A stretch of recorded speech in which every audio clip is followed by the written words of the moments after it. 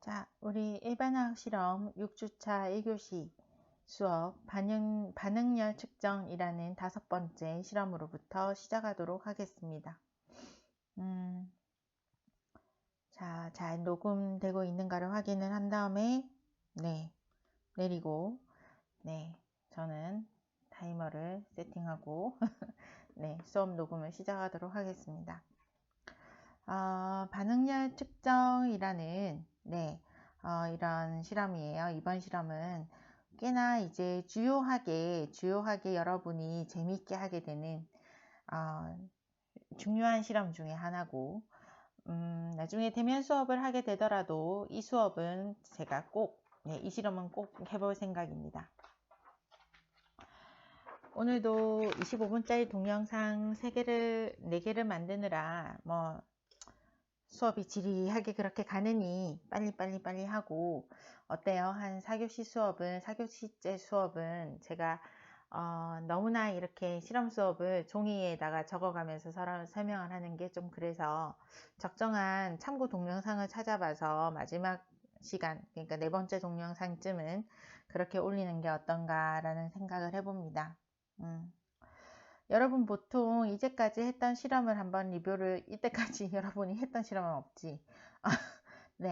죄송해요. 여러분이 이때까지 접했던 실험을 한번 리뷰를 해보자면, 제일 먼저 질량 측정과 액체 옮기기 했었어요. 그래서 밀도 값을 이용해서 우리가 정말 1mm라고 생각하고 옮겼던 그 액체의 부피가 1ml가 맞았는지를 한번 봤었고, 두 번째로는 이제 표준물질을 활용한 표준화 실험을 했었고, 세 번째는 크로마토그래피, 코가 아니고, 죄송해요, 이거 지우개 맞지? 자, 크로마토그래피 했었고, 네 번째로는 생활 속의 산염기 분석, 염기 분석해가지고 식초의 퍼센트 농도를 구하는 걸 했었어요. 사실 여러분이 모여서 실험을 하는 수업을 하게 되면은 이 4가지 실험을 어느 정도 다 하고 나면 여러분이 이제 어느 정도 실험이 손에 익어요. 실험실도 그렇게 무서운 공간만은 아니고, 이렇게 제가 이렇게 여러분한테 제시한 실험 방법에 따라 가지고 저한테 묻지 않고 척척척 실험을 하게 되는 수준에 도달하게 되는 때쯤이 이 5번째 반응열 실험을 할 때가 됩니다. 그래서 이렇게 이론으로 이렇게 설명하는 게 조금은 안타깝지만, 뭐랄까, 이렇게 이론으로 남겨놓으면 나중에 여러분이 이론을, 이렇게 실험 리포트를 어떻게 쓰는지 직접 실험을 할 때 이 영상에 교수님이 설명을 해놓았는데 라고 기억을 하고, 그걸 찾아보면서 실험 리포트를 보다 더 쉽게 기록할 수 있지 않을까 라는 그러한 목적성으로 한번 오늘도 열심히 그림을 그리고 적어가면서 실험의 이론 수업을 해보도록 하겠습니다. 반응열 측정이라는 실험은 반응에 있어서 발열을 할 수도 있고 흡열을 할 수도 있죠. 그죠? 발열 반응과 흡열 반응에 대한 동영상을 제가 또 나중에 하나 소개를 할 텐데요. 흡열이라는 것은 반응물보다 생성물이 가지고 있는 에너지 레벨이 높아서 반응물이 생성물이 되려면 주변으로부터 에너지를 빨아들여야 되는 그러한 성질을 가진 반응이 흡열 반응이 되고요. 발열 반응은 반응물보다 생성물의 에너지 레벨이 낮아서 반응물이 가지고 있던 에너지를 내놓아야 생성물이 될 수 있는 반응의 종류에 열을 발산하면서 할 경우에 이것을 우리가 발열 반응이라고 합니다. 그래서 반응열에는 2가지가 있을 수 있다. 무엇과 무엇이 있을 수 있다? 흡열 반응과 발열 반응이 있을 수 있다 는 사실을 이렇게 알아주기를 바라요. 산과 염기의 중화 반응은 사실상 발열 반응이에요. 즉 어떤 반응이다? 반응물보다 생성물이 에너지 레벨이 낮은 그러한 반응에 해당을 하죠. 이 산과 염기 중화 반응을 이용해서 그러면 이번에도 산과 염기를 쓰겠네. 맞습니다. 이번 실험에는 여러분이 이제까지 실험을 하면서 어느 정도 시약을 다루는 데 있어서 어느 정도 이렇게 안전에 대한 그 개념이 많이 상승했다고 보고 무려 염산을 염산을 활용합니다. 염산과 액체 염산, 산의 3대 천왕 중에 2위라 그랬죠. 액체 염산과 수산화나트륨.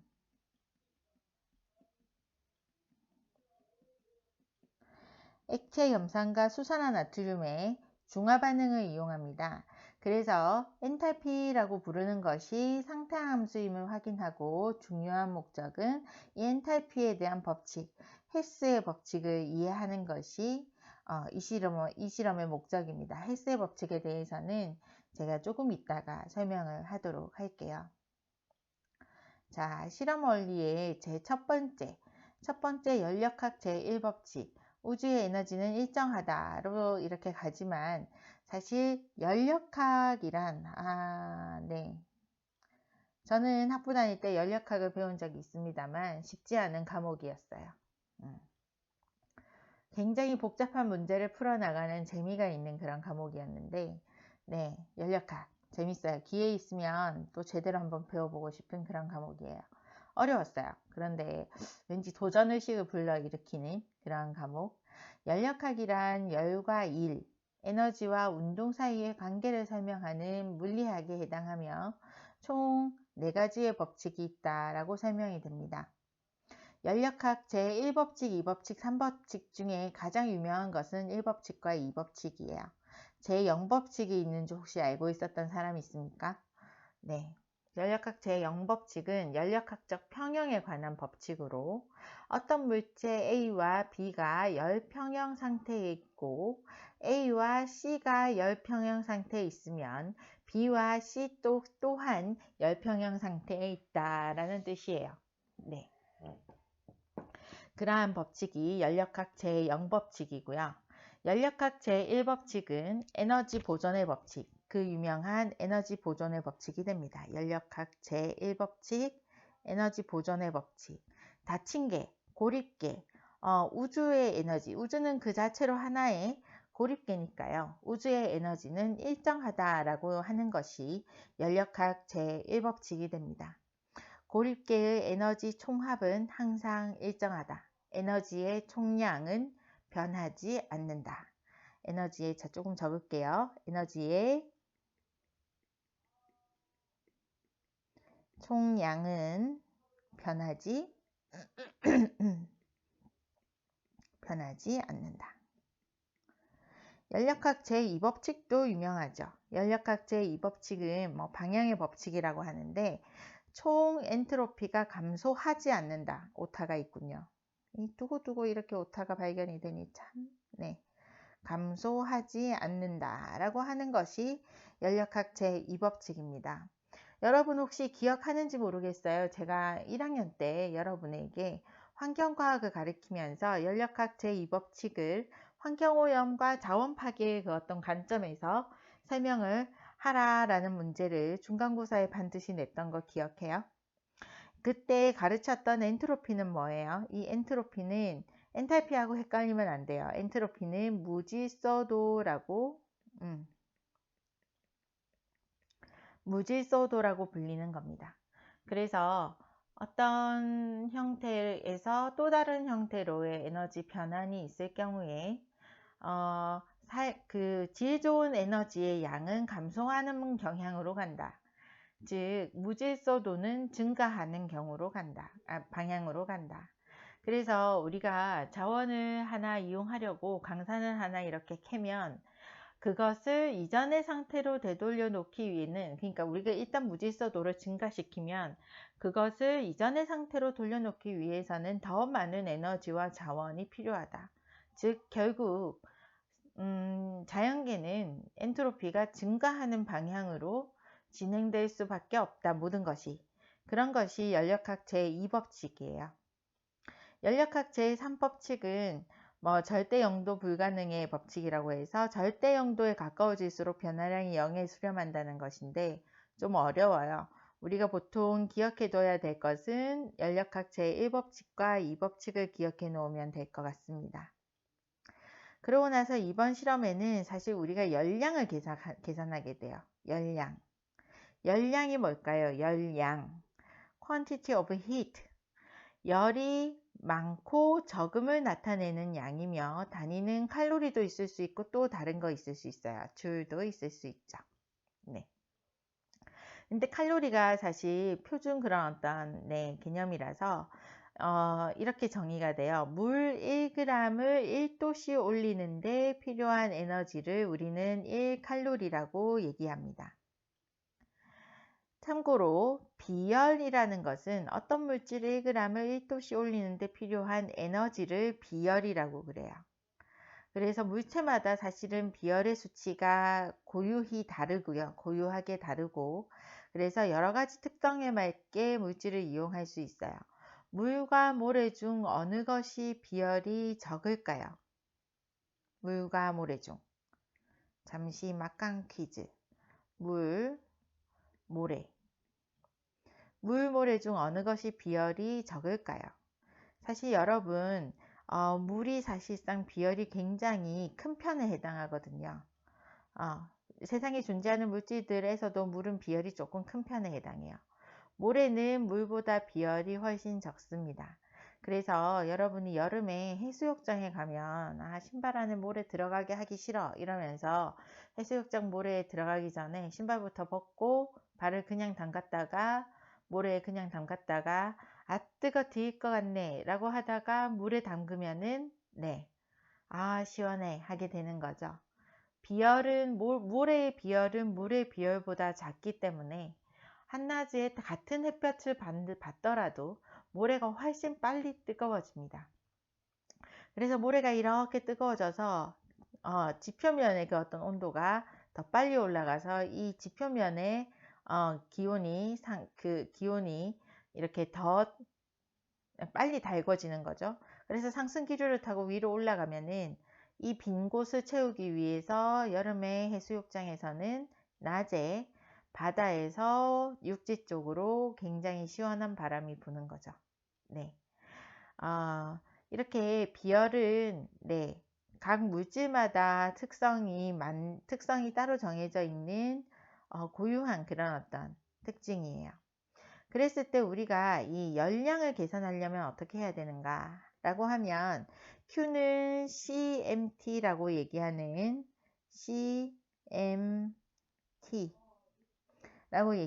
이 식을 꼭 기억해 두기를 바랍니다. 이때 열량은 줄의 단위일 수도 있고 칼로리의 단위일 수도 있어요.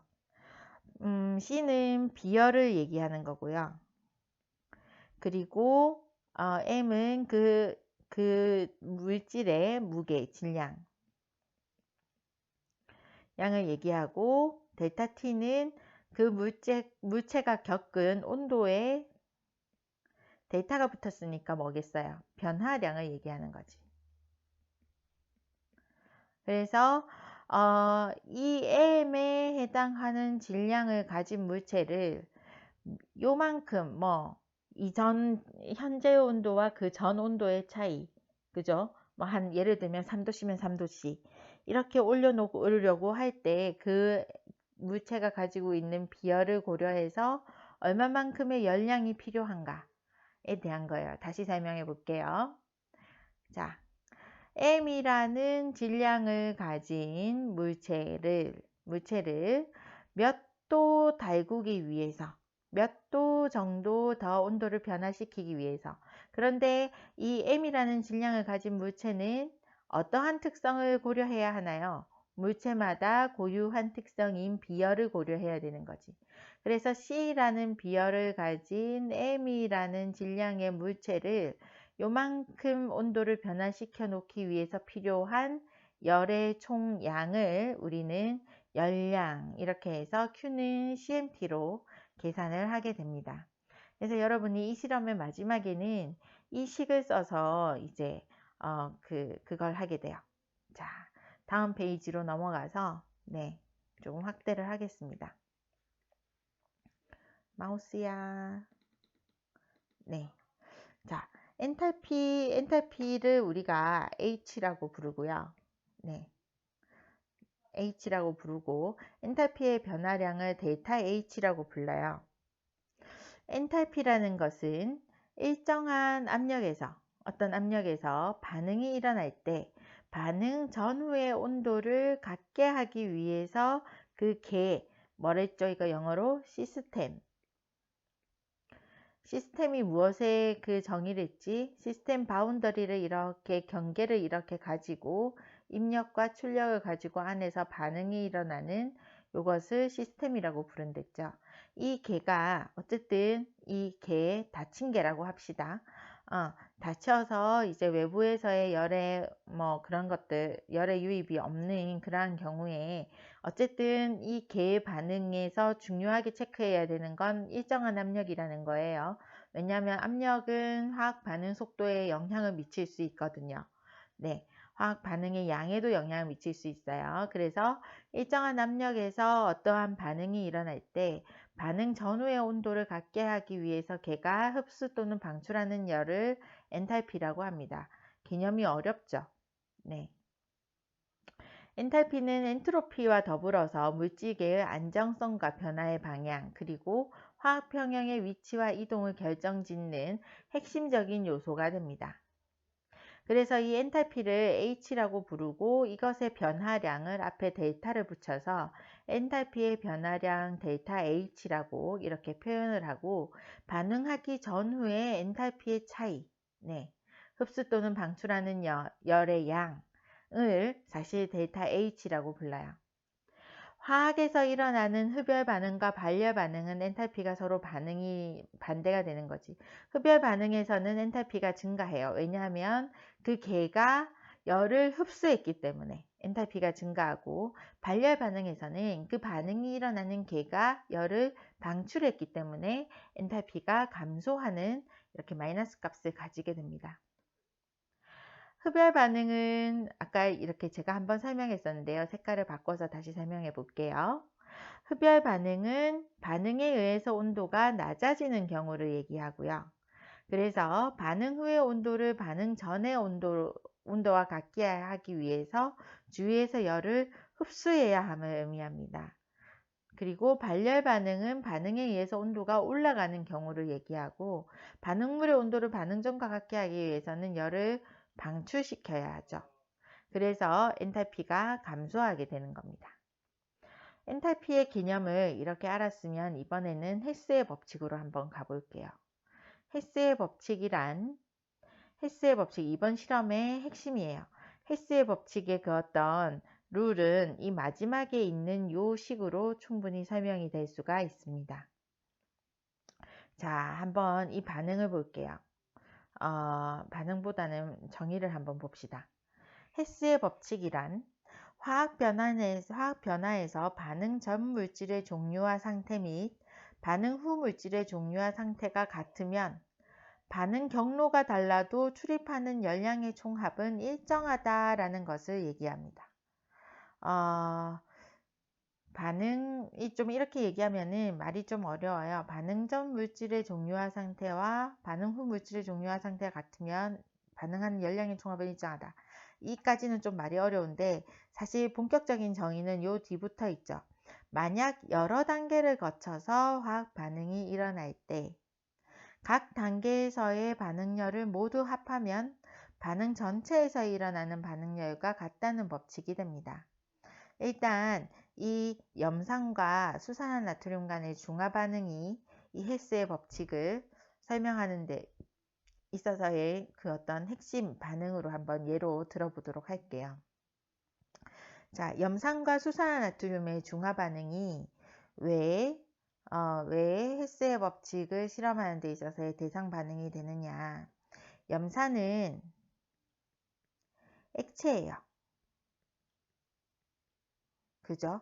수산화나트륨은 저번에 수산화나트륨의 조회성에서 저번 주에 했던 수산화나트륨의 조회성에서 그 1교시 수업에 제가 유튜브 동영상을 하나 이렇게 여러분한테 수산화나트륨의 조회성에 대해서 눈으로 관찰할 수 있는 동영상 하나 소개했었는데, 그때 수산화나트륨 가루 같았거든.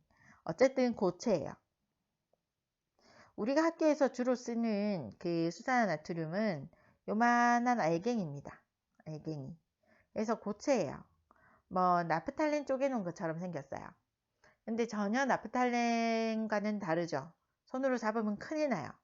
어쨌든 이 두 가지의 중화 반응이 일어나려면 얘네들이 이렇게 어때요? 지금 여기 있는 것처럼 이렇게 H 플러스 이온, 염소 마이너스 이온 이런 식으로 이온화가 되어야 돼요. 소듐 플러스 이온, 염소 마이너스 이온 이런 식으로 이온화가 돼야, 즉 어떤 상태가 돼야 된다는 거야. 요 옆에 가로에서 AQ, 아쿠어스라고 이렇게 아쿠어스, 액체 상태라는 것에 줄임말인 AQ가 이렇게 붙는 걸 보면은 어때요? 이게 녹아야 된다는 걸 얘기하죠. 그래서 일단 NaOH는 녹아야 돼요. 용해가 되어야 돼요. 그 다음에 요것과 용해된 것이 이렇게 해가지고 중화 반응이 일어나는 거죠. 그래서 여기에서는 사실 발열 반응이 두 번 일어나는 건데, NaOH, 고체 NaOH가 물에 용해될 때 한 번 발열 반응이 일어나요. 저번 시간에 제가 설명을 했듯이 NaOH를 물에 녹일 때는 플라스크가 뜨끈뜨끈뜨끈해진다 그랬죠. 그리고 두 번째로 이것이 중화될 때 또 발열 반응이 일어나요. 그래서 이 1번 단계에서의 발열량과 2번 단계에서의 발열량이 무엇과 같으냐면은 HCl에 용액에 그냥 수산화나트륨 고체를 넣어서 중화 반응을 시키는 발열량과 이때의 발열량과, 이게 3번이라면 3번에서의 발열량은 1번에서의 발열량, 즉 고체가 녹을 때 발열량 더하기 2번 발열량 양을 더한 것과 같다라는 거죠.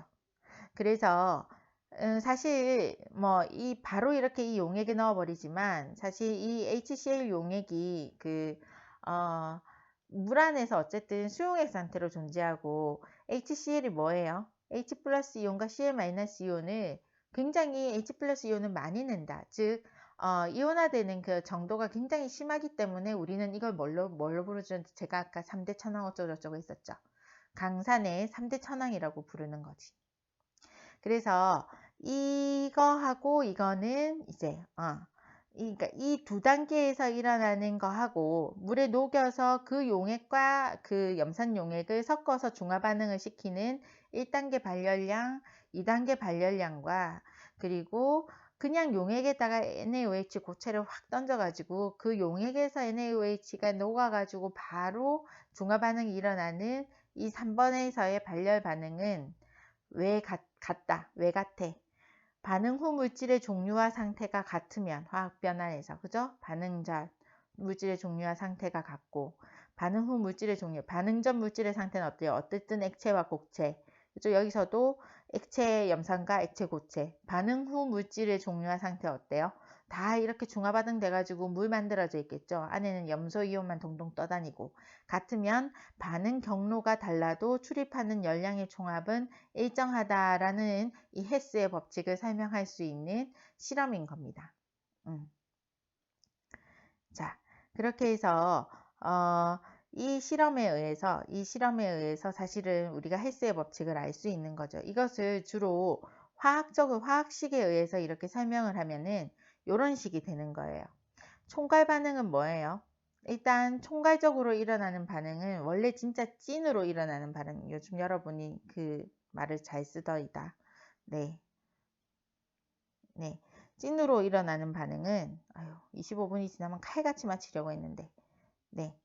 찐으로 일어나는 반응은 염소이온, 수소이온, 소듐이온, 염소이온 이렇게 해가지고 이 NaOH를 네, 이게 NaCl이 아니라 OH-이온. 또 틀렸네. 아이고, 못 살겠네. OH-이온입니다. 이 OH-이온하고 수소이온이 만나가지고 물을 형성하는 이러한 알짜 반응이에요. 알짜 이온 반응식이라고 부르죠. 이 반응이 알짜예요. 그런데 이거는 이 안에 어떤 단계를 품고 있냐면 1번 NaOH가 물에 용해되는 반려 반응, 그리고 2번 그리고 어떤 반응이에요? 이렇게 용해되어서 이온으로 존재하던 것들이 사실상 물을 형성하게 되는 이러한 반응. 네. 아, 이게 있구나. 이거랑 합치는구나, 제가. 네, OH, 이게 아니네. 아주 실수했어요. 이건 CL이 맞습니다. 이거 두 개 합쳐져가지고 사실상 물을 형성하죠. 네. 제가 오늘 이 동영상이 몇 개째 만드는 거냐면 5개째야. 네. 그래서 이렇게 반응해서 물을 형성하죠. 이 또 잘못 그었네. 정신이 없다. 방금 아이스크림 하나 먹었는데. 네, 당이 필요하다 이래가지고. 이래서 물을 형성하는 반응인 거죠. 그죠? 원래 이 NaOH 솔리드가 이 HCl 용액에 들어가서 네, 바로 이렇게 중화 반응이 일어나는 것이 총괄 반응, 즉 이게 3번 동그라미 3번 반응인 거지. 그리고 NaOH가 용해되는 반응식이 요거. 그리고 중화 반응이 일어나는 반응식이 이러한 이온들이 만나서 요렇게 만나서 물을 형성하고 요렇게는 뭐 NaCl이지만 물에 녹아 있는 이온의 상태로 존재하는 이것이 중화 반응이 되는 거죠. 1번 반응이 먼저 일어나고 2번 반응이 이제 일어나게 되고 그 용액 두 가지를 섞어줌으로써 이때의 이 발열량은 3번에서 동그라미 3번 어떤 거예요? 바로 NaOH 고체를 HCl 용액에 던져버리는 것. 그렇게 해서 바로 일어나는 중화 반응. 일단 어쨌든 이 NaOH 고체도 안에 들어가서 녹아야 반응이 일어나는 거니까 이온화가 되어야 반응이 일어나는 거니까 이온화가 되는 과정에서의 발열량도 이 안에 포함되어 있는 거죠. 그래서 어떻게든 같은 과정이에요. 이게 헤스의 법칙을 설명하는 화학식입니다. 네, 다음 시간에 조금 더 설명하도록 할게요. 1교시 수업을 이걸로 마치겠습니다.